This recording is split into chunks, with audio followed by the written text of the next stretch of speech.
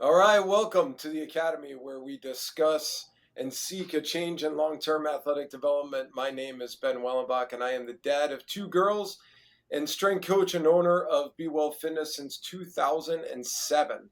It is my desire to help educate and shift the way our current culture operates regarding long term athletic development. And I thought it would be fun to combine my love of sneakers, exclusively Nike, with each guest that is interviewed. I will pair each guest with a sneaker from the Nike collection that best represents them. Today, we are fortunate enough to have two great guests again joining us, and I have been fortunate enough to know Dr. Ryan for almost 10 years now. And in those 10 years, I've seen him consistently studying and moving toward an even better execution of pain free human performance. He's at the top of my very short list of people I seek when I need and want help. Nike, after enlisting the help of an all star cast of engineers, designers, and technicians, finally had a prototype of a lunar equipped sneaker in 2005. From there, Lunarlon officially made its debut in 2008 with the Lunar Racer and the Hyper Dunk, and the rest is history. So, Nike with the Lunar system is ahead of its competition, and Lunar Racer is a shoe in a class by itself, just like Dr. Ryan. I chose the Lunar Racer in the colorway Volt because of how lightning quick he speaks when he gets excited about a topic. People have said that he's me on cocaine. The brother to that shoe is the Nike Hyper Dunk, and that was introduced again in 2008 and became the first basketball shoe that uses flywire technology and lunar foam. The Beijing Olympic Games in 2008 was the premiere of that series, and Kobe Bryant has always been uncompromising in his approach. He proved that fact when he brought in his win at all cost game to the Beijing 2008 on a global stage. The Black Mamba Hyperdunk '08 celebrates Kobe's unforgettable summer run in Beijing, and Dr. Castro seeks that same approach when it comes to your performance. So I am fortunate to have both of these men as colleagues and friends. So, gentlemen, welcome to the podcast. Thank you. Thank you. So, I thought it would be good to start with some history for both of you so that people could understand how you got to be where you're at today. I guess we'll start with you, Dr. Castro. Tell me about kind of sports experiences in your youth. Where did you grow up? What were you into? What's I guess role did sports play in your upbringing? Sure. So I grew up in Southern Illinois, actually, and then I went to high school in St. Louis, Missouri. Actually, the alma mater of Jason Tatum and Bradley Beal. So at there, I mean, throughout my childhood life, I played all those the basic sports down there that we grew up with were like football, basketball, and baseball. So my athletic career ended in high school, but continued to do the sports in college, just for fun intramurals. And then after that, but basketball being, one of my favorite sports, but I was actually more proficient at baseball. For the most part, I picked up martial arts, mixed martial arts in the later years. And that's always been one of my passions until my hip surgery. Then kind of limited as to what I could do anymore from there. But I've always been in health and fitness, even delved into bodybuilding when I was in my younger years. And that's what every time it came to biochemistry, physiology, I always wanted to find, the best way to treat the body, the best way to get like the best nutrition into me and the best movement, best exercises to do. So as I was doing that, obviously I leaned toward, biology, physiology that led me to become a doctor. So even as a physician, I still take everything I've known, everything I've experienced, and hand that down to, treating people as well. And now it became, I initially became a emergency medicine physician. I've been an emergency medicine physician over 24, 25 years now.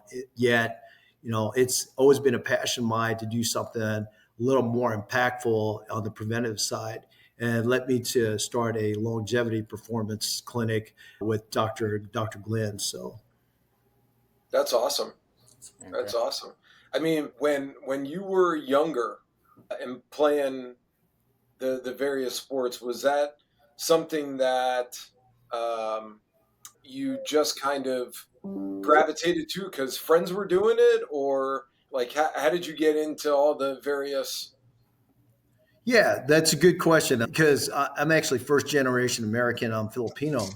My father was not a very athletic person, and they came over directly from the boat, as per se, from the Philippines. So he loved to watch sports, but he never really like engaged in sports like that. So I never really shot a ball, threw a ball with my dad. So it was the influence of being around my friends and the camaraderie we have on a team, and just the competition. I think I was always, competitive internally. I've got a younger brother who we perpetually have always been competitive. So in every which way, we push each other to do better, be better, whether it be physically and or mentally. So that's Yeah, what got me. That's what I love about sports. And you ask how it did help me.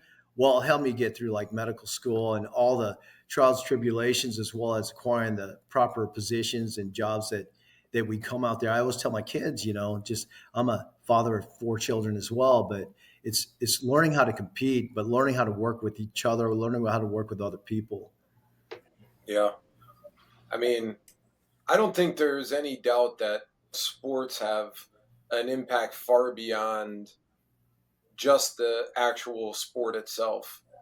I mean, have had folks that I've interviewed both for positions here at the gym, but also I've been a part of other, let's say, conglomerates, and the athletes or the ones that have competitive athletic backgrounds always seem to bring a different depth, a different level to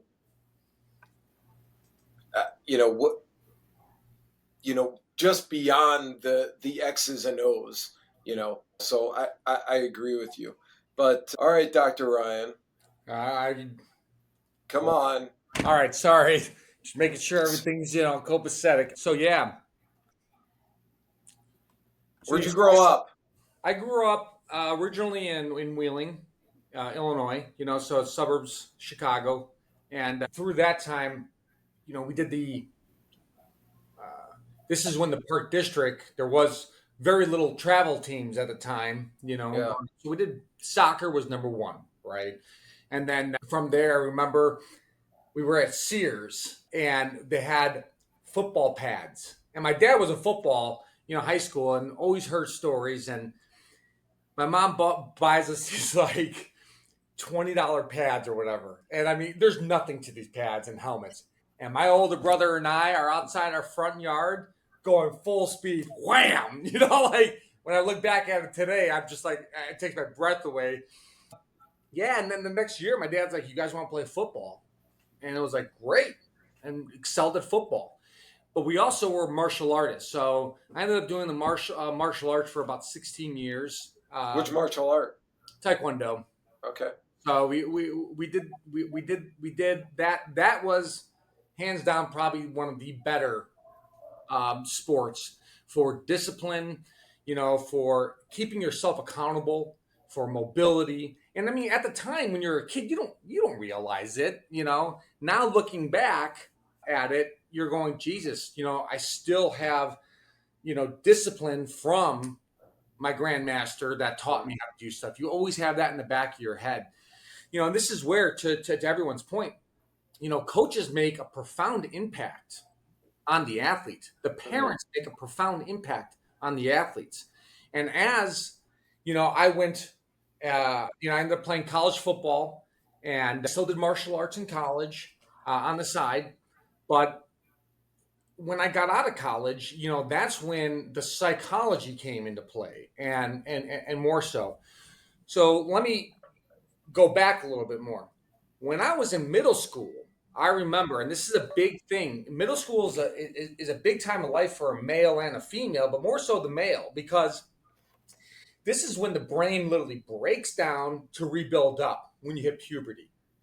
And this is seventh grade. Now I was always the fastest guy in my class, the tough, the toughest and the biggest. Seventh grade, though, for some reason, I was one of the slowest, and I was I just couldn't comprehend. I didn't know what was wrong with me, and it was very frustrating. And I remember my dad getting down on me. I remember the coaches. I felt like I was letting people down, and I had a crush on a girl at the time, and so on. I mean, it's typical middle school stuff. And so eighth grade year comes around, and I started getting back to who I was. Oh, there's the BAMF, right? Awesome. High school comes around, and it's just skyrocket from there. The interesting part was no one told me. All right, and this is what I try to teach my middle schoolers today, and so I've coached. I was on the board of the Libertyville Boys Club, the youth football league in Libertyville, and their team doc all the way up until today. And so I spent 15 years with them. And the one thing that I profess in that learning more is that seventh grade year was my puberty, and no one talked to me about that. No one told me what was going on. Right. And what ended up happening is it really caused a psychological issue with me, but I was somehow determined and passionate enough to carry on. Not everyone's going to be doing that, and I get that.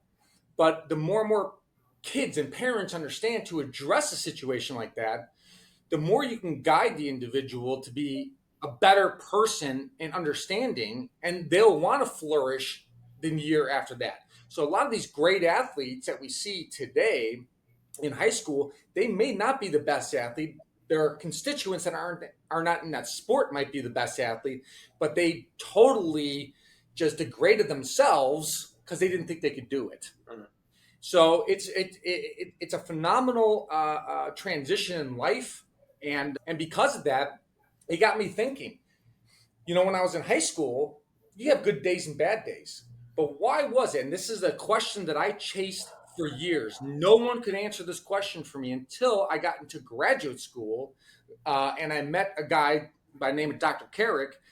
He's a functional neuro guy, and he did stuff that just blew my mind and the minds of many medical professionals. And the question was, is that why am I an all-star one day, and the very next day, it doesn't matter. The stress is the same. My sleep patterns are great. I had a good meal. You take all those external factors. The next day, I'm just sitting there going, man, I feel slow. My reaction time is not there. I'm missing tackles, or when I was running in track for the high school, it's like, why am I a second slower on my 200? Like nothing added up. And it brought me back to my seventh grade year, right? Dude, am I declining? Am I, what's going on?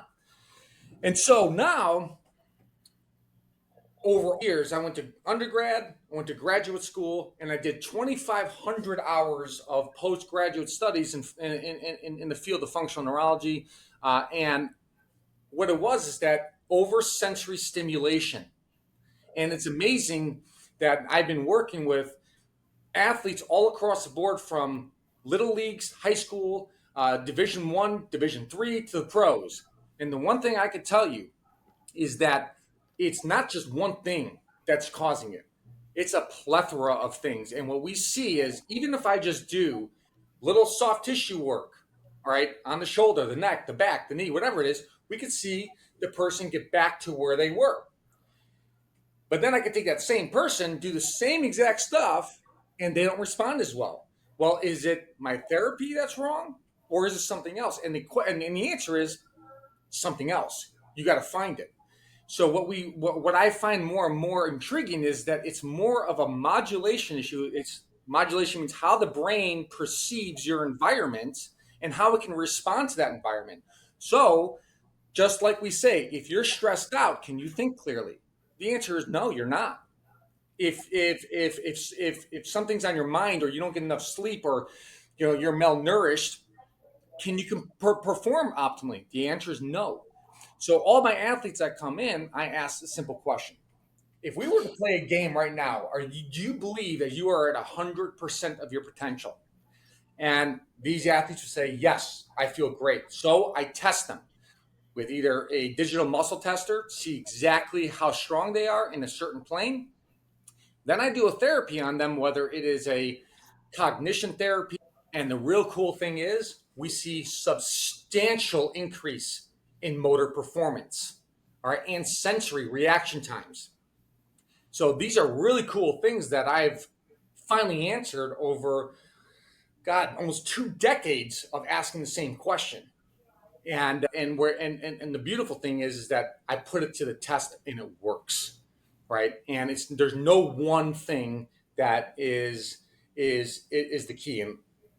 And then to finish off, I'm on Instagram, I'm on X, or I'm on Facebook, and you see all these ads, with these people saying, if you have this problem, do these exercises. And it kind of irritates me because reality is, yeah, there's some exercises I go, I can't even do that. You have to be a gymnast to do that. And I get my patients that come in and they're like, oh, yeah, I tried doing it and they showed me the stuff. I go, listen, we got to start with the basics sometimes, get a foundation, because like I tell everyone, you know why Chicago is such a marvel, city, in the 1900s, all the way into the current days, because Chicago's built on a swamp, right? It's marshland. So why is this city so intriguing? And we built these great structures, is because we had great engineers that built the foundation, and now we're able to build an empire. But a lot of people want to go straight to the empire and not build a foundation, and eventually that empire collapses, and you collapse on nothing. You have to start all over again. And again, now you start with a psychological issue. Yeah. So it's kind of intriguing. Well, so I mean, you're talking about foundation, groundwork, and uh, when it comes to human performance, I think one of the things that is really overlooked, it's getting much more in the way of attention these days, is blood work. And it sounds so ridiculous, but it is like the most basic and telling piece of biologic information that I think we can get. And as practitioners, you know, I don't know that say, well, how about this? I'm going to say it differently. I know what I don't know. So, like, part of the reason why I love partnering with the two of you is because you guys are experts in what you do, but you also have history and background in some of the things that I do from a movement and performance standpoint. So, you know, Dr. Castro, you know, you your passion these days is on this performance lab, which you're preaching to the choir, obviously, because you have all of us sitting here in front of you on the same team. But like, what should people be looking for? What are major markers for both males and females in regard to blood work? I mean, are there certain, you know, let me just say this. If you go to your regular GP, you know, the they're going to say, okay, just give me a CBC panel, and they're going to basically be basic. Yeah. So, you know, I don't want people to just be basic. You don't want people to just be basic. So, what are some, let's say, some overarching blood work themes or tests that you would recommend for people, and then maybe some that you potentially see as, ones that you think are also significant?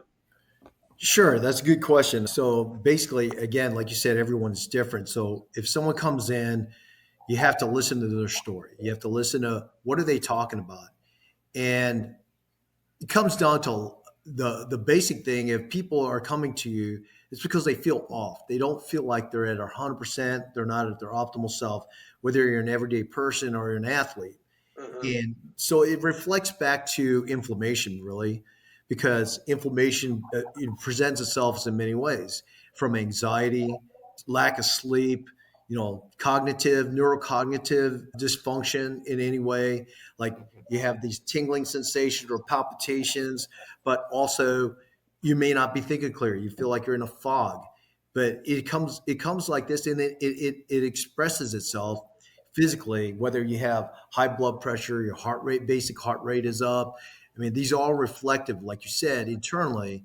Like when we start looking at other things besides the basic blood work. Now, the basic blood work we're talking about is usually like a CBC, which is a complete blood count. It tells you whether you're anemic or you have an inflammatory infectious process, and it looks at whether or not you have the propensity of having bleeding issues or not. But a comprehensive panel will tell you about your electrolytes, liver functions, which lead to other things. But we also need to look at certain type of minerals like magnesium. We have to look at micronutrients. But the one thing I would say to add on to the basic panels are like inflammatory markers, like your CRP and ESR. These do reflect inflammation that's going on in your body. So Now, what are those? What are those?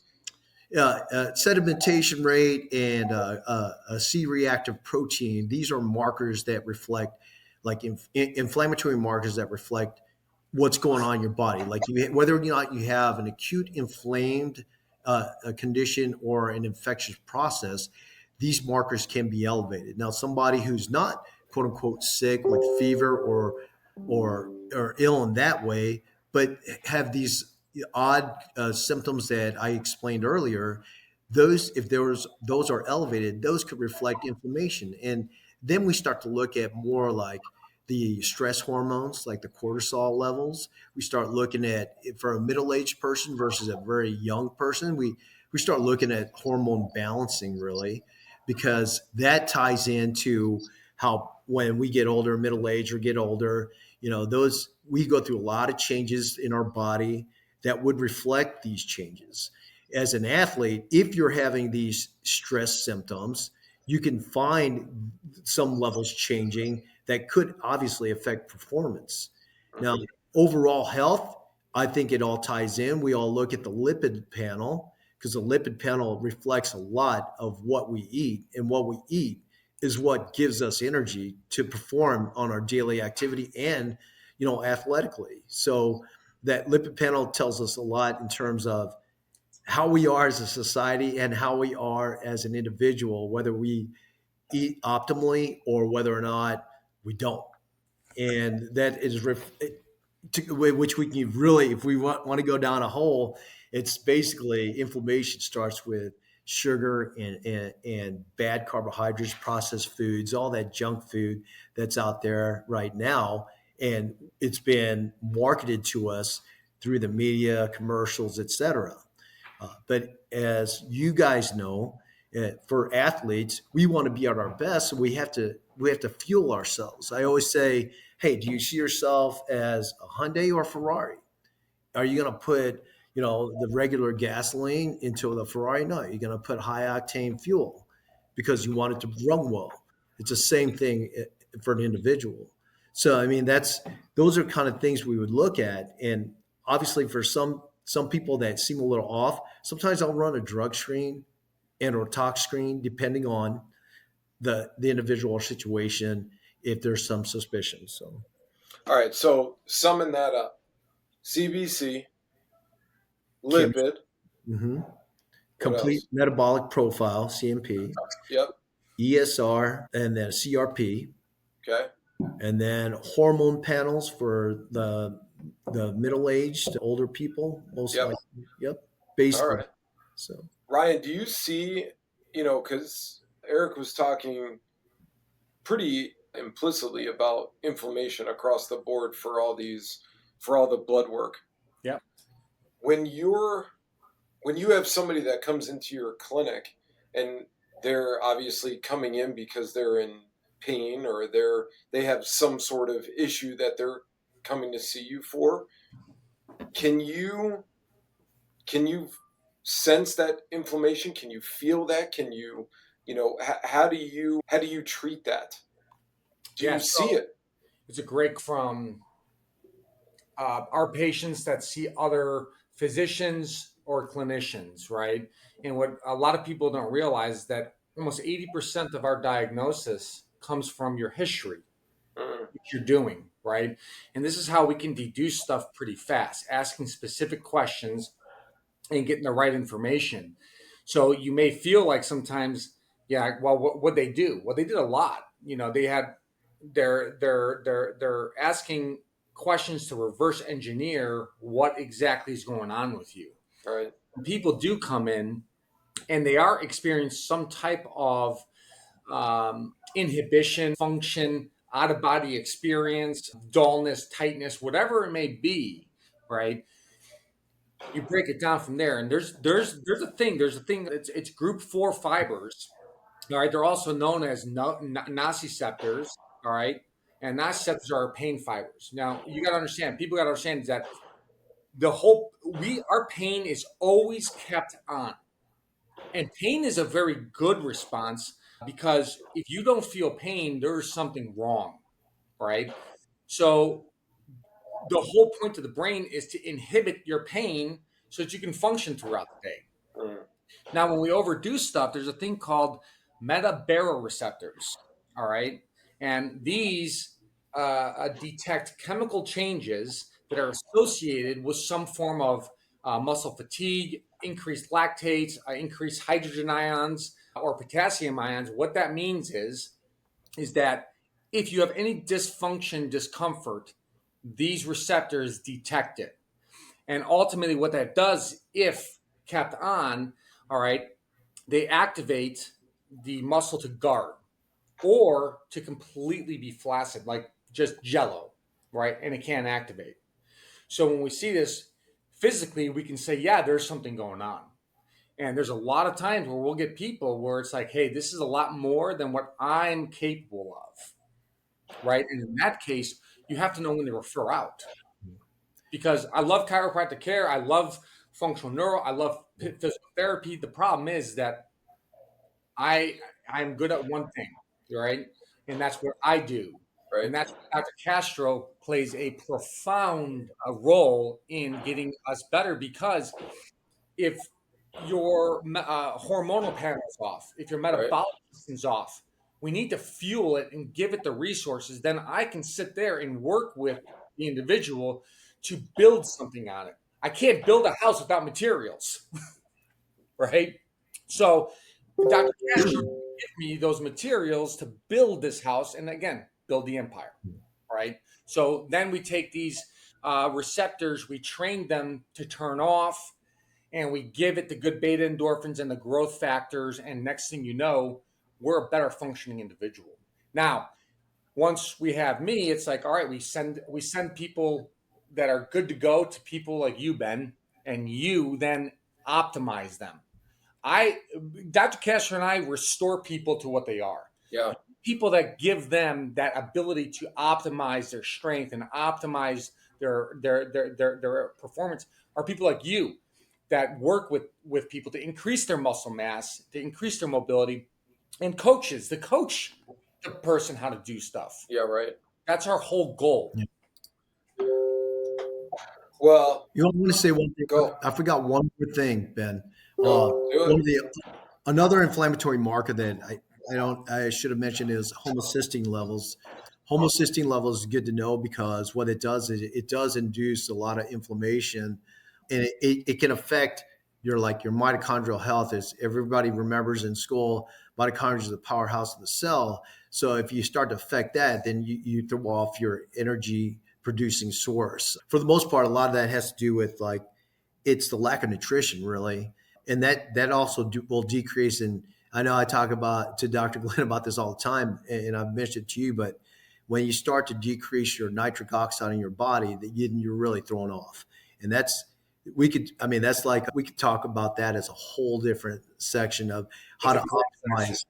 how to optimize, when we talk not only supplementation but proper nutrition to get the proper nutrients in you so we can optimize your performance.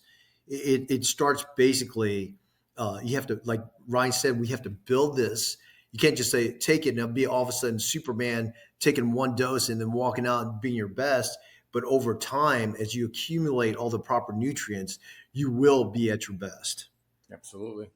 And Yeah, that's going to be more so in podcast 3 that Yeah, we'll well, go we'll over. get through there. Yeah.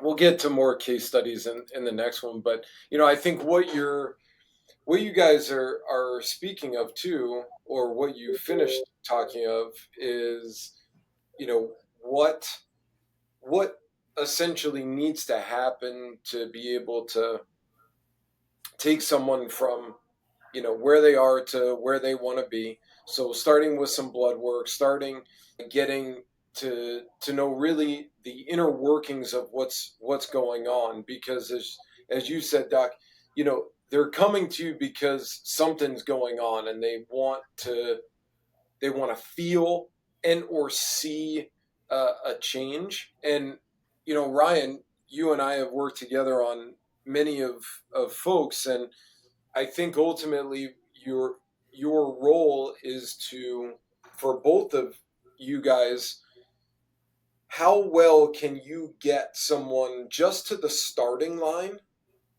to have the best opportunity to run their best race, figuratively, right?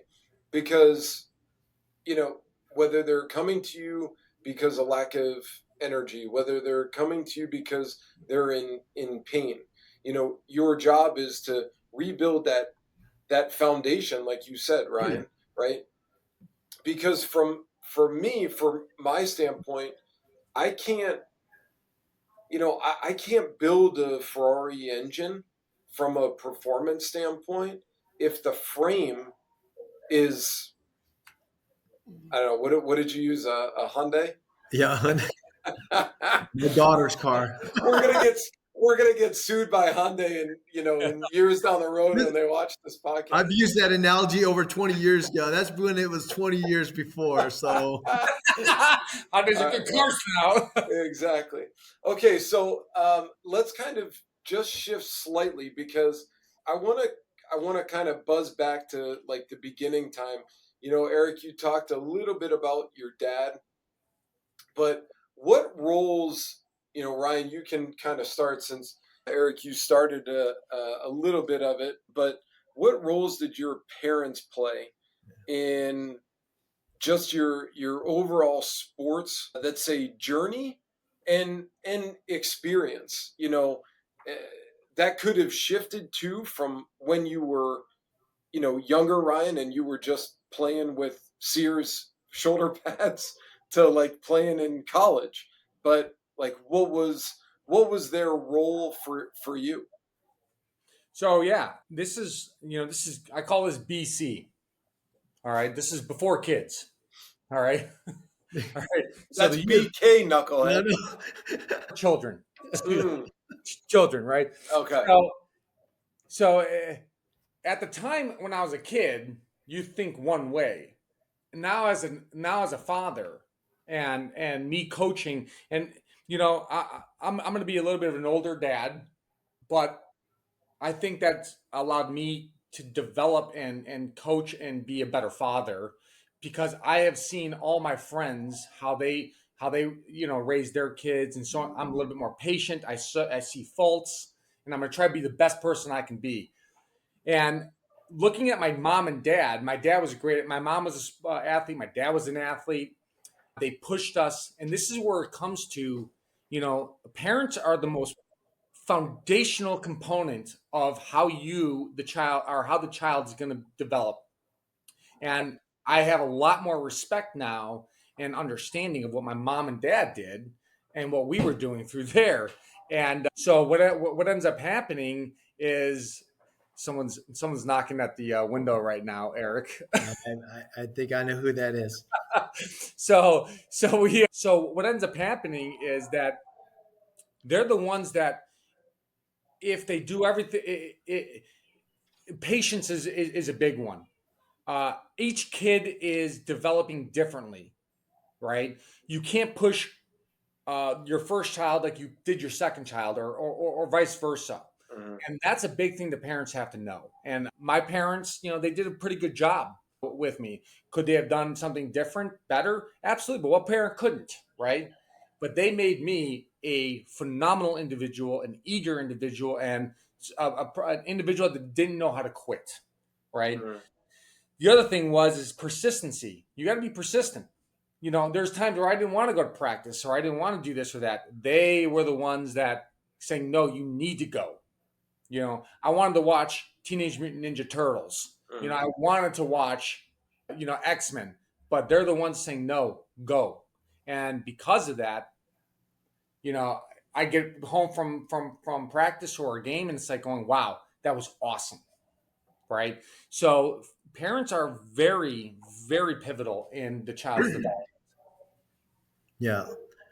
I do want to answer that question because as I mentioned before, Ben, like my dad, he wasn't an athlete. My mom liked to dance, but that was about it. So she didn't really play sports. Coming to America though, my dad loved sports, loved watching the sports. So I'd watch it with him. And one of his favorite teams was the Dallas Cowboys in the '70s. And I was more the Steeler. Hey, the four Super Bowls out of five tries there. So I mean, to me, it was always like, okay, it became a competition. Well, Dad, you can take your Dallas Cowboys, and I'll take my Pittsburgh Steelers. Of course, win four Super Bowls. I'm happy, and I finally that's what really drew me in was that little competition. So how he drove us kids is, both my parents were physicians, so they actually were really academically oriented. So for me, I was always like one of the smarter kids in the class and worked hard. But I get that from the immigrant standpoint of my parents. Hard work, nothing's ever just given to you. You've got to Mhm. beat buns. And he always pressed that upon you. He goes, nothing's given to you. You got to earn your way all the way through. And with that, though, my dad, he used to be a grandmaster chess player, and he'd always he challenged me in different ways. Like he'd say, "Okay, $100, son, if you beat me right here now." And throughout my childhood life, never beat him once. I just couldn't do it. It became a sad story though because when I beat him the first time, I beat him two times in a row, and instead of this elation, I was kind of sad, and I felt like, wow, he lost a step, and I was like, Dad, did you let me win? He got so mad because let's play again, and then this was more in the later years. This is like 15 years ago. Now he's no longer with me, but it was like all of a sudden, I had work, I've got kids, we're playing remotely. And I don't have time to play like that every day. He goes, "You take too long to move." I was like, "No, Dad, I got stuff I got to do." But it was that, and then he was always like, "Hey, show me. I don't think you can do it. Just show me. I don't think you can do it. Just show me." But luckily, I've got a younger brother, and he benefited most because he's 3 years younger. So the younger brother, he'd always play up with the older brother and his friends, like that's me. But so he did really well in his younger years during the sports. But it was great because he and I were so competitive. We pushed each other in everything we did. And my father would always say, "I don't think you can do it." Like talk to both of us, and then we'd be challenging each other. It didn't quite work that well with my sisters because they, like you said, Ryan, every kid is individual. Yeah. But that's one way he knew how to push. Like one way he knew how to make you compete and challenge. But I look at it from a standpoint like as now that we're all fathers, and I tell my kids all the time, it what sports does for you and when you're building yourself to be a better athlete, it also prepares you for life though, because I tell you, you know what, it's not so much about the sports afterwards. It's about what are you going to do when you're faced with obstacles or faced with challenges. How are you going to pursue through that? And it helped me because I mean I had to work hard to get through medical school. I had to make sure that you're through the arduous training and learning and everything, all those long hours of studying. It was the work ethic that was instilled upon me, from my parents. They're like, you know what, you just got to keep working, and it doesn't matter if you fall down, you get back up and you keep going through those doors. And you're right, Eric. And the thing that I want to go off, elaborate a little bit more on is that, kids are kids. That's it. And kids need discipline. And how you discipline your kid is going to be, again, you can't discipline one way compared to the other. And having a parent be patient and discipline themselves to discipline you, I went from, being a kid to going to college, 40 hours a week of football, 15 to 18 hours a week of schooling, and then another, 6 hours of studying. And then I managed a bar. So, I mean, how do you do that? And people ask me, well, how the hell did you do all that? Well, you did that because it started with the foundation, right? And determination. And then you get to grad school, and I'm able to go through 40 hours a week of grad school and be able to study and then go have fun. And people think that, oh, I can't be a doctor, or I can't be. No, you can be. Anyone can be. Just put your mind to it and you'll be able to get there. We got to have a good foundation, and parents are our rock and soul. They are our foundation. Grandparents and parents are rock and soul. So, okay. So that's kind of, let's flip this just slightly, right? So now that you guys are both parents, and Ryan, yours are a little bit younger than Eric's kids. So, Eric, the influences that your parents had, did you take those and say, I'm gonna kind of mirror that with my kids, or did you say, I love this aspect, I'm gonna shift this just a little bit and do it this way? Like, what did you take from them that you're implementing now, and then what have you implemented maybe that they didn't do that you're having to do now? Okay, that actually, I love that question, Ben, because it kind of leads to the generational gap that we have, Yes. the way we grew up and the way kids grow up now.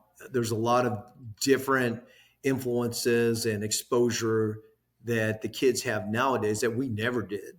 Right. I mean, not having a cell phone. I was talking on the phone with a coiled cord next to it. For the most part, that plays a huge challenge as us trying to instill a lot of those traditional ethics that we try to do for our kids.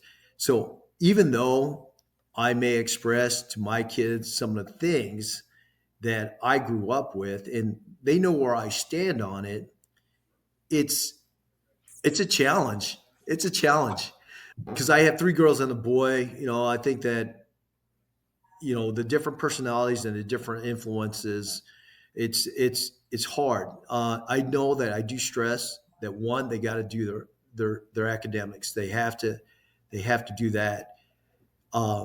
When they do commit themselves to an activity, a club, a sport, or whatever it is, they're going to see it through. There's no quitting. You're not going to quit, and no matter if they stick it out, even throughout that season or whatever it is, there's no quitting. That I still instill, and I think they're going to feel that. They're going to know that they'll continue doing that as they get older. Now, the difference that I did, because I never had it, I'm heavily involved with all my kids' activities. I coached all my all my kids' teams, and I actively help them develop. And obviously they know that I'm hard on them, but if I'm the hardest one on them, everyone else they have in front of them will be a lot easier. Yeah, right. But sometimes I'll have to go to mom to try to say, you know what, that's so hard on me. But you know what, it's something that, again, my father, like each one of my kids have different personalities, and there's certain ones I can I know I can push harder and push them to go farther. And there's some that I have to take a different approach and allow it to sink in and go at a different rate or a different approach. And it's just like we see everybody every day. You have different personalities around you. You just got to learn how to work with it. But Yeah. the two dichotomous things, what I have instilled and what I do differently. So Yeah. All right. What did your parents? What did you keep from your parents? And what have you either? I mean, your kids are much younger, Oh yeah. So, but So still. yeah. So like I said, when I got back from grad school and I came up here as a new doc and so on, I had my friends' kids. I coached, and and so I got 15 years of seeing my friends' kids and holding it dear to my heart. And so, what did my parents really pass on that really stuck with me? And I think both of you can attest this is the amount of love that they gave me. Mm, And the problem is, I sometimes, I mean, I'm a lover. Like I love to hug. I love to. I give my passion is to make sure people are okay, yeah. and sometimes that's not good, because you get so involved, and it's like your own kid, and Mm, sometimes you have to take a step back, and understanding that sometimes you got to let your kid fall down, hurt themselves. They got to experience the world, and that's what my mom and dad did. mm. They, you know, hey, I fell, and they looked and they said, "All right, get back up, let's go." And even with my daughter, she falls, you want to go there, hug her, pick her up, and kiss her, tell her it's okay. But sometimes you got to be a little hard, like Dr. Castro, Eric was saying, hey, you know what, you know that's okay. That happens in life. So that's the best thing my parents ever did, and is to show love, and to always be there for your family and for the people you care about. And I care about my patients. I care about my friends. I learn from my friends, on how to raise kids. So I take all of that into account. Yeah.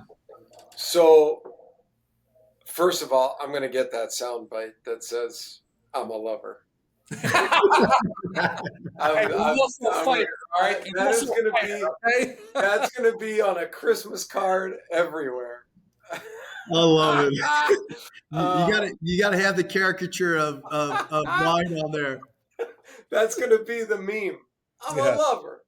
I'm a Uh, lover, baby. I'm a lover.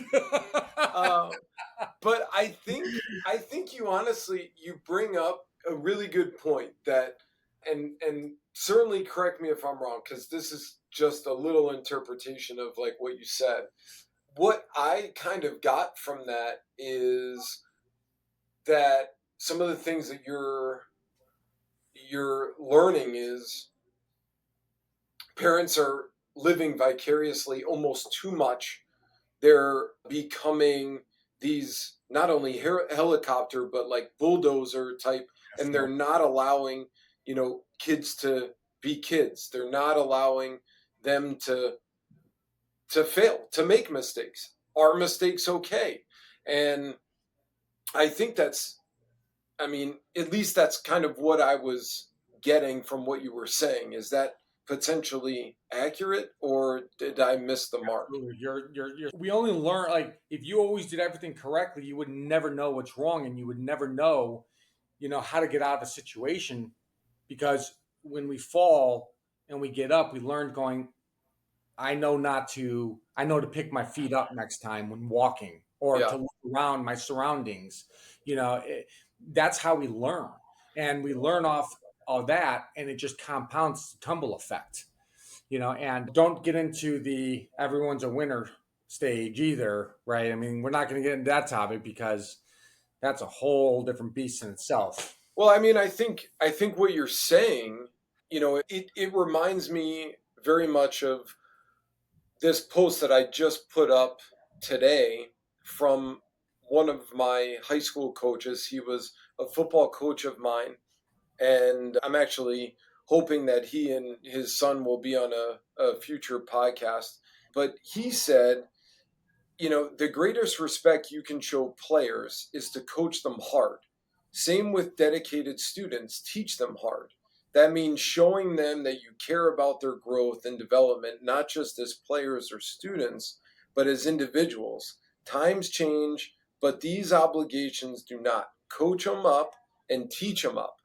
And I take that as, you know, don't don't confuse love as like doing something for someone or just over comforting them. That sometimes means that you've got to allow them and give them a space to be okay, to not be okay, to fail, to make mistakes, to not quote unquote be the best every day that they're going to be out there. They may not even be the best on the team, but like, what are they going to do? What is ultimately, what are you going to solve for them if, or do for them if you solve everything for them? Yeah, I'll start with this one, Ben. Okay, because this is something that there's a real fine line to being tough on someone, and and being tough on someone. Yeah. Meaning, you know, when I coach, and anywhere from the featherweights, middleweights, lightweights to heavyweights, and even our D1, it's like going, yes, you're going to be tough on them, but when someone screwed up, if you're always tough on the individual, they're going to be extremely apprehensive, Yeah. and they're never going to get out of their own head. So what I do is I let them be athletes, and then I pull them aside, and I said, "What did you do wrong?" Right, and more of a coaching tone, not, "Hey, come here, honey. All right, you did great. You did no. It's what did you do wrong?" Right, and I said, "All right, let's walk through this." And now I make them think and say, "Okay, how do we do it better now?" And they'll say, "I could do this." I said, "I know you knew that, and you give that positive boomph, right? You tap them on the shoulder pad and say, "All right, let's go see it again now," right? And say, "And if you do it wrong again, that's fine. Come to me and say what you did wrong, because that's how they learn, right? It's okay to do wrong multiple times. Even our pro football or pro athletes don't do everything correct. But when they see it, it's that next time around that they know better and they're going to try better, right? Is it tough love? I don't think it's tough love. I think you're being a coach. You're giving positiveness, but you're also teaching, and you're also giving that little stern, you know, What I love about that, Ryan, is that that's actually what I've always learned as correction, direction, then affection. I mean, that's absolutely. actually, you explained it very well. I mean, that's always the best approach, because now they respect you. They've seen that you gave them respect. They saw that, hey, I made a mistake and I realized it, but I can learn from it. But they're more open to learning. They're more open to performing uninhibited versus I'm afraid to make a mistake, and then they just don't. It's not seen. There's never a correction for it because they don't want. They're too fearful about being free and allowing their bodies to acclimate to the new correct movement or whatever it is. So And that, and to your point, Eric, it's like the inhibition or the apprehension of getting yelled at or making a mistake increases the injury rate, yeah, right? It 100%, increases the developmental rate. So when 100%. a kid does screw up and he comes off the field and he goes, "Coach, that's my fault." They're more than likely to be more open with you. And you know what? Yeah, you're gonna miss a tackle. You're gonna lose that game, right? You're gonna miss that. You're gonna swing at that ball, and you're gonna, not get that run in. That's okay. Losing is fine. I mean, I know it's not good, but it's if that kid gets off the field and he knows what he did wrong, or she knows what she did wrong, and she knows she could do better, that's a win. Yeah. That is a win. What I just go off on that, just from what you do from a functional nerve standpoint, Ryan, it's like just for you to correct somebody, they obviously have like a bad habit or they're guarded, and then you have to train that out of them. Maybe you could explain more about what you would need to do to try to get them to relax, and all of a sudden you'll be able to change, and then you'll be able to perpetually make that change permanent for them, right? So Yeah, absolutely. And by doing that, it's positive affrontation to that area. Maybe the coach just stops, walks through it with the individual just a little bit more to increase that positive response that they need. And you just spend that extra minute with the individual, and the team sees it. And you know what? Your teammate will go, shit, stuff, like that's what I should be doing too. So it's not just the one on one. You're showing your team that you're a leader. The kid is now developing. And now all of a sudden, that opens up those floodgates. All right. And it allows everything to flow more efficiently with less guarding and restriction. So you don't get that cortisol influx, that's that stress and that adrenaline rush. They can think more clearly and now execute a little bit better. well, let's turn it on you, Ben. I mean, from your standpoint, when you're training, people all the time, Right. you obviously see people either have incorrect movements, or they look dysfunctional in a way, may or may not realize it. What's your approach on helping them get corrected? I think one of the things that I personally have shifted away from is using the words right or wrong, Yeah. because I think I think both kids and adults now are coming to us and they'll say, "Am I doing this right?" Or, you know, "I would just want to make sure I'm doing this right." Yeah. I mean, the reality is, if I put the two of you next to one another, or in fact, if the three of us were standing next to one another and I said, "Okay, on three, let's squat," all three of us will squat, but it'll look like slightly different, you know? Mm-hmm. Mine will obviously look superior to all of yours. Yeah, I Um, had hip replacement, so I can tell you, already you're right about that. You know what? Game on. my point is, instead of fixating on right versus wrong, let's shift to that's good. This part needs improvement, and I think that that has been a marker for us, because you know kids will look at me or adults will look at me and they're like, "I did that wrong, right?" And I'm like, it's not right or wrong. It's just different. It doesn't, it, your movement is not going to be robotic to, you know, this person or this person's movement. But I guarantee you someone will still know it's a squat. I guarantee you someone still will know that you're doing a push up. So can we get close? Can we, set standards and have, let's say, good expectations? Absolutely.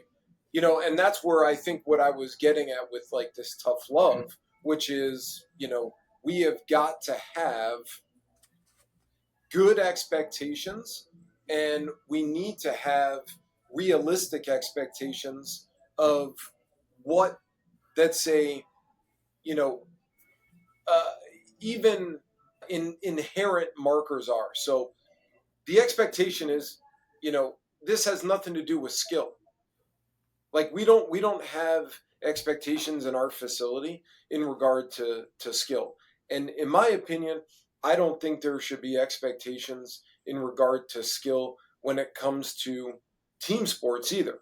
I think the expectations, because ultimately what the two of you spoke to is creating the right ethos, the right culture, the right environment to be able to pull someone aside and say, "Okay,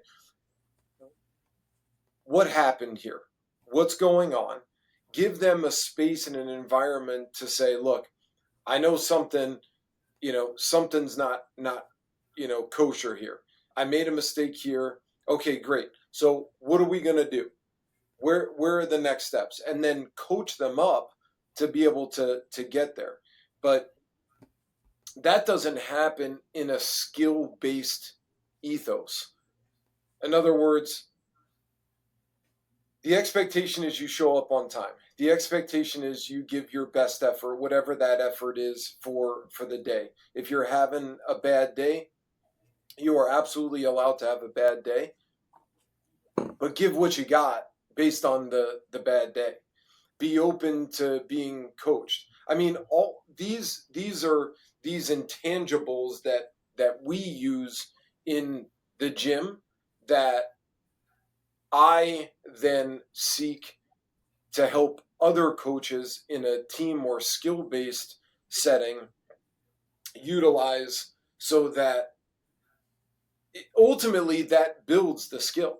Because if they show up on time, if they give their best effort, it doesn't matter if they're hitting a baseball, if they are throwing a football, it doesn't matter if they're shooting pucks, if they're dribbling. If they show up, they give their best, all the skills going to develop. Like, that's all going to happen as a domino. Yeah, I love that, Ben.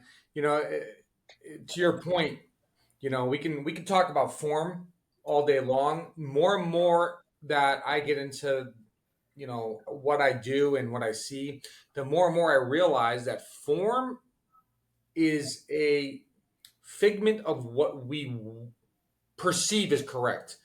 In reality, you cannot you can't train someone like a baseball player that has a ball pitched out of a machine that constantly gives you the same pitch. Mm-hmm. The problem is that that baseball player has to account for the wind. Are there clouds? Is it sunny? Is it lights coming on? What stadium are they in, right? These are all sensory factors that play a crucial role in how you play. And to answer your other question too, it's like who has a better swing, Jim Furyk, Roy McIlroy, or Bryson DeChambeau? Because I'll tell you this much: they will blow me out of the water on the golf course. Jim Furyk has a really what they call asymmetrical swing, but that guy will destroy people in golf, right? So who's to say that he has a bad form, right? Who's to say Bryson DeChambeau has a bad form? It's all how you use it. Yeah. You show up. Yeah. Did you show up on time? Did you try your hardest? Is that what you're able to do? And they looked at this on was it a Russian or Polish on a blacksmith, and they did stuff on the veteran blacksmith hammer striking.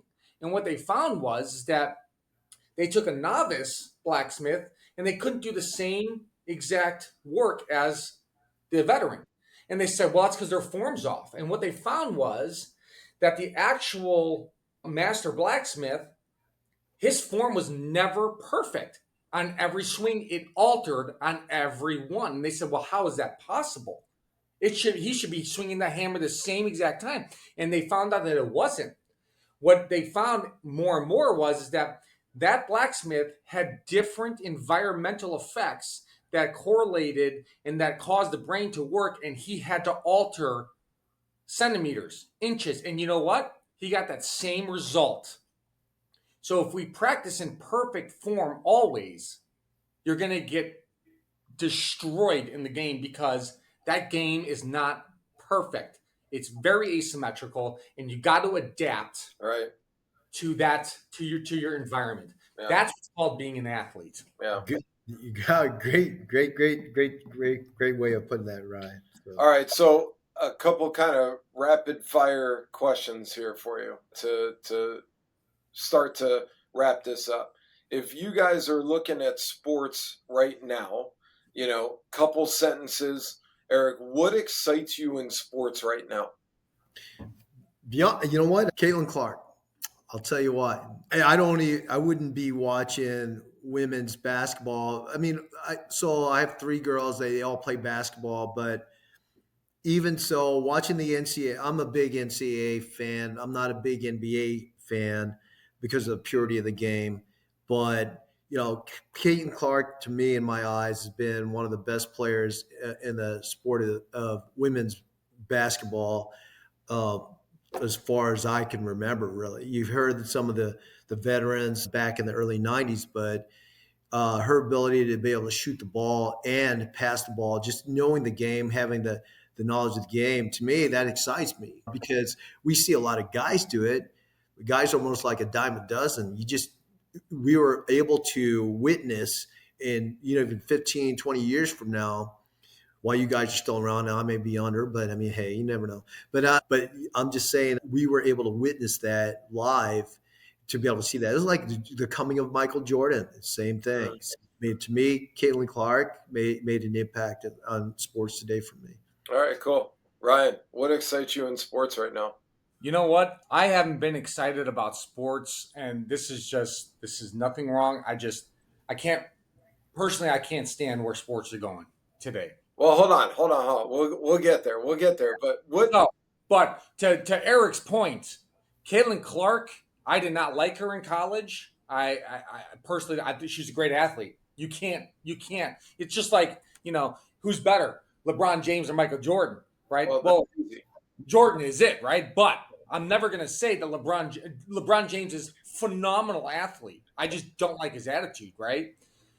And when I saw Caitlin Clark through her whole season for rookie year, the difference in attitude, this whole girl that came out is now this unreal, full-rounded athlete now, where I'm like going, this is what an athlete is. Caitlin Clark is positive on the interviews. She keeps her poise. She does her job. Nothing can spook her. Huge Caitlin Clark fan right now. Huge. Okay. And yeah. So it's just, what excites me is the preparation, the amount of work that goes into this, and especially football. The reason why I love football is because you work your butt off for one game. It's not like baseball where I have 5 games this week, and you're not really excited about it. That's what really stokes me up is that ability to sit there and do all that hard work and be able to show what you got in the end.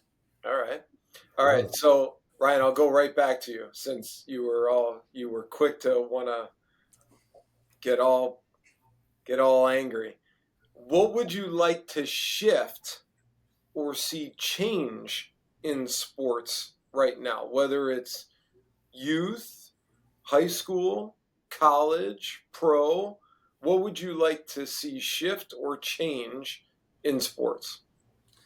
So let's start with the middle school, high school. All right, is get rid of the all year round stuff. We need athletes again. We need those multi-diverse athletes. Okay. To this day, these kids are burning out way too early. We got phenomenal athletes, but by the time they're 16, 17, they don't want to play in college because they lost their whole youth childhood on riding their bikes, around with their friends, hanging out, doing all that stuff. Or, spring breaks around, but yet your baseball, soccer, or lacrosse goes, yeah, but we got tournaments all spring break and you can't go on vacation. And then the coaches get mad at the kid because they want to go on vacation. It's like, that's so wrong. That's negative reinforcements, and the kid just burns out. And I completely disagree.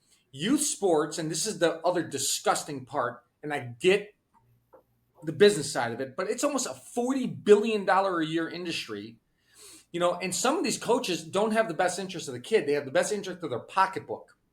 All right. They don't care, they'd love to see you succeed, but at the same time, the ones that aren't really going to succeed, you're destroying their development in their 20s and 30s, right? That I don't agree with that. The pro sports and even like the NIH money, NIL money. It's like now these people, it's all about entertainment. It's not about the game. It's not about being a student athlete.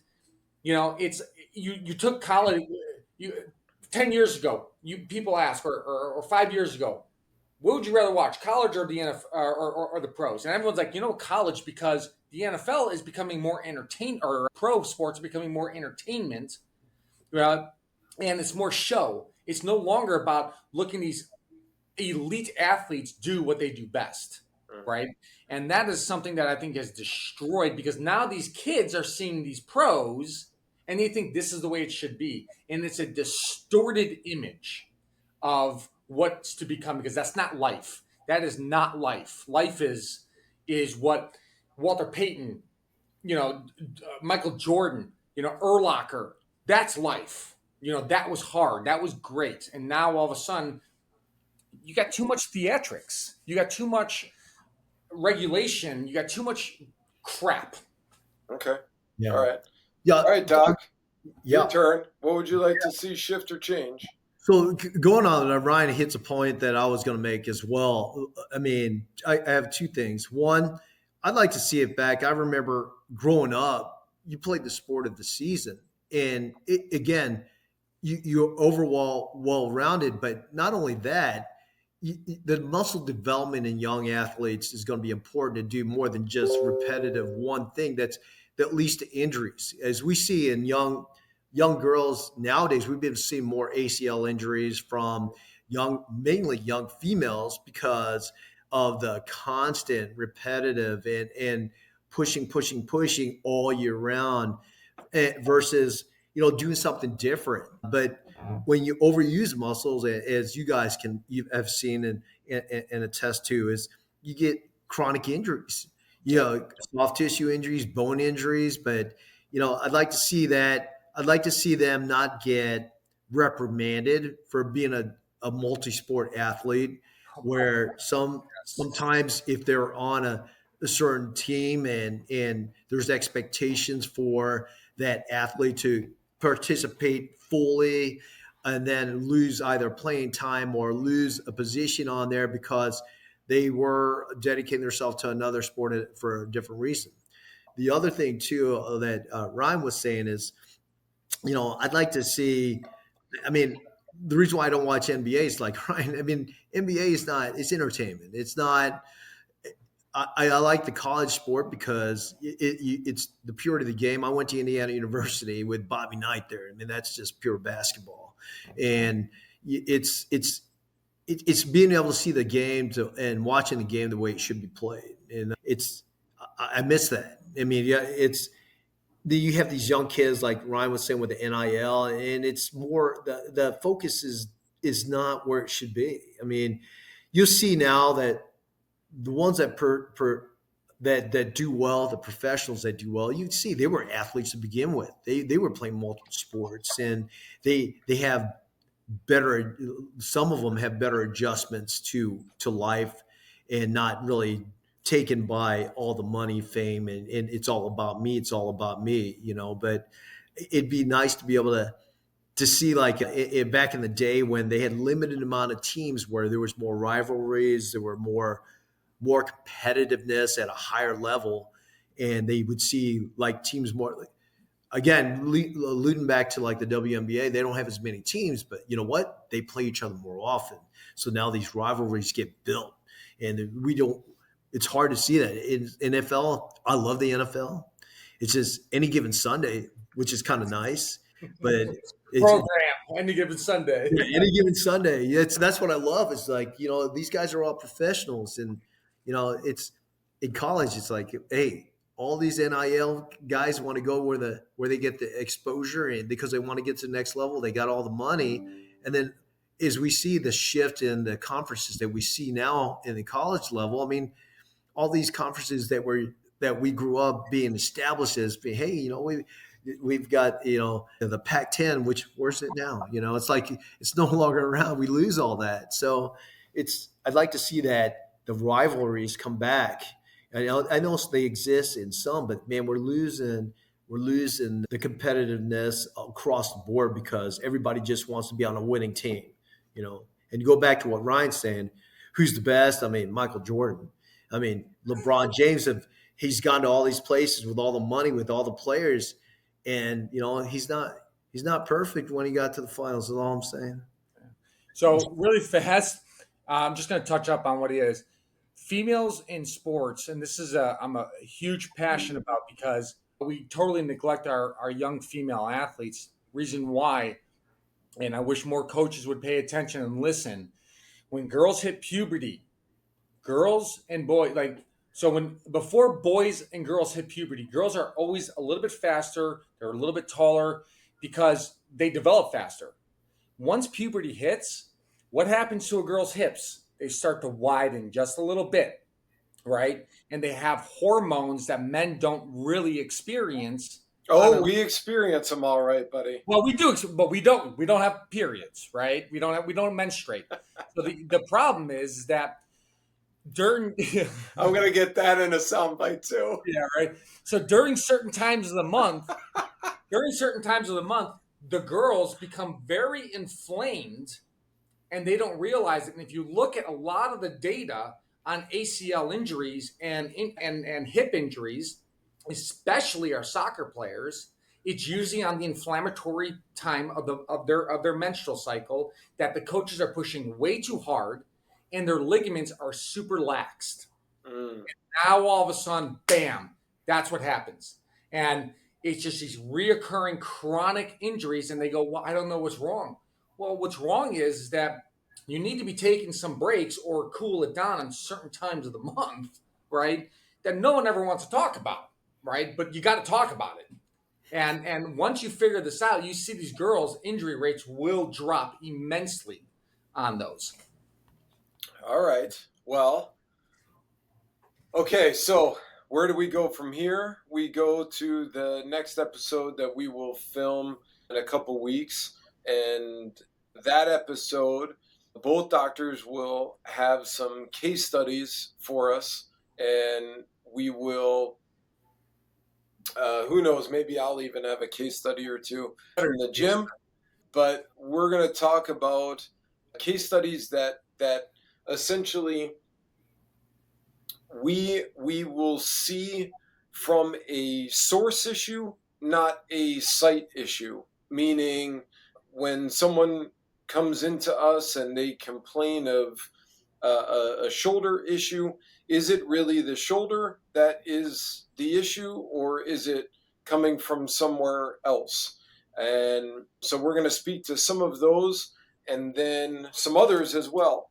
In the meantime, you can find Dr. Ryan on his social media sites, on Instagram and on Facebook. And you said Twitter, right? No, not Twitter. Oh. Unfortunately, not yet. Listen, I work for a living. I don't have all this time to be on social media like some people, all right? Okay, all right, fair enough. And then Dr. Castro is on Facebook. He is also on Instagram. Are you on Twitter? I am on Twitter, but I don't have, like Ryan said, I don't have a professional social media aspect out there. We But will be putting together stuff for you guys because it's beneficial. Okay, well, fair enough. But at the very least, you can follow them there, and then stay tuned for the next episode. Gentlemen, thank you. I appreciate your time, and thank you for hosting. you bet. And as Dr. Dre said, we'll see you on the next episode.